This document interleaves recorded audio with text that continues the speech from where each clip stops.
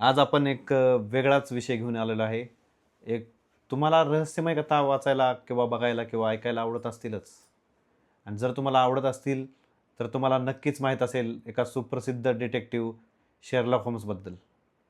Sir Arthur Conan Doyle यांनी लिहिलेले हे शेरलॉक होम्स हे तुम्हाला माझ्या मागे वॉलपेपर बघून तुम्हाला कळलेच असेल, की 221 बी बेकर स्ट्रीट हा कोणता ॲड्रेस आहे. जर हा तुम्हाला आधीच माहीत होता, तर तुम्ही पण माझ्यासारखे एक खूपच फॅन आहात शेरलॉक होम्स या कॅरेक्टरचे. जे कॅरेक्टर अस्तित्वात नसून पण आपल्याला त्या कॅरेक्टरबद्दल एक ही ओढ आहे किंवा आपल्याला वाटतं की आपणही त्याच्यासारखंच काहीतरी साहसी कथा, काहीतरी साहसी अशा गोष्टी कराव्या किंवा असे वेगवेगळे क्राईम्स किंवा वेगवेगळ्या केसेस सॉल्व्ह कराव्या, असं आपल्याला कुठच्यातरी मनात वाटतंच. हे पुस्तकं वाचताना किंवा मूव्हीज बघताना किंवा तुम्ही काही गोष्टी कोणाच्या ऐकल्या असतील तरी. तर आज आपण ह्या शेरलॉक होम्सच्या या बुक्सबद्दल आपण चर्चा करणार आहोत. तर ह्या सर्व बुक्स, ह्या 6 बुक्स आहेत. ह्या 6 बुक्स मी ॲमेझॉनवरून घेतल्या आहेत. तुम्हाला ह्या मराठीमधून पण मिळून जातील. मी इंग्लिशमधून वाचल्या आहेत. तर आपण डिस्कवर करणार आहोत किंवा आपण शोध घेणार आहोत ह्याच्या, की ह्या बुक्स कसे वाचावेत किंवा का वाचावेत.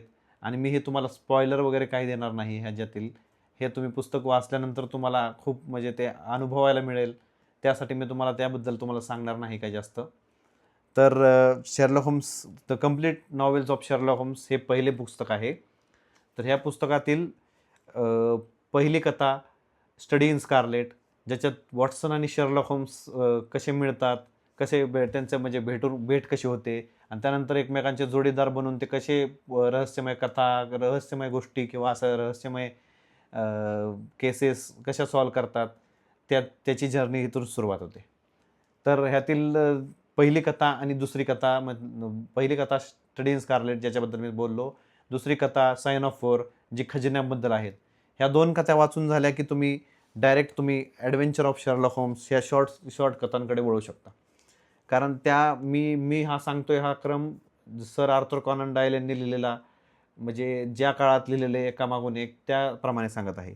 ह्या ॲडव्हेंचर ऑफ, जर तुम्हाला नॉवेल्स वाचायचे नसतील, सुरुवातीलाच तुम्हाला वाटत असेल की काय एवढे मोठे वाचायला तुम्हाला इंटरेस्ट येईल नाही येईल, तुम्ही भरपूर दिवसांनी पुस्तक वाचत असताल, तर तुम्ही ह्या ॲडव्हेंचर्स ऑफ शेरलॉक होम्स या शॉर्ट गोष्टींमधून तुम्ही सुरू करू शकता. तर हे पुस्तक वाचल्यानंतर तुम्हाला वाचायचे आहे the memoirs of Sherlock Holmes. पण ह्याच्यातील शेवटची कथा आणि the return of Sherlock Holmes यातील पहिली कथा, रिटर्न ऑफ शेरलॉक होम्स यातील पहिली कथा तुम्हाला एकानंतर एक वाचावे लागतील.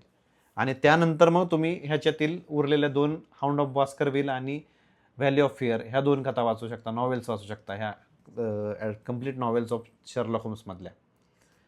तर तुम्ही ह्या आणि उरलेली 2 पुस्तकं आहेत, the casebook of Sherlock Holmes जे शेवटचे बुक आहे, आणि त्याच्या अगोदर त्याच्या सेकंड लास्ट बुक आहे हिज लॉस्ट बॉव. सो ह्या सर्व हे 5 पुस्तकं शॉर्ट स्टोरीजवर आहेत, ज्या तुम्ही वाचल्या असतील किंवा कुठल्या तुम्हाला माहीत असतील किंवा कुठून कथा ऐकल्या असतील तुम्ही. तर मला नक्की कळवा तुम्ही की कोणत्या तुम्ही बुक्स वाचल्या आहेत. ह्यामधील कमेंट बॉक्समध्ये तुम्ही कळवू शकता. आणि जर तुम्हाला हा व्हिडिओ आवडला असेल तर लाईक करा. आणि अशाच तुम्हाला स्पॉइलर फ्री मी तुम्हाला बुक्सचे रिव्ह्यू देत जाईल. आणि एक गोष्ट लक्षात ठेवा की वाचत राहा आणि भेटूया आपण पुढच्या व्हिडिओमध्ये. धन्यवाद.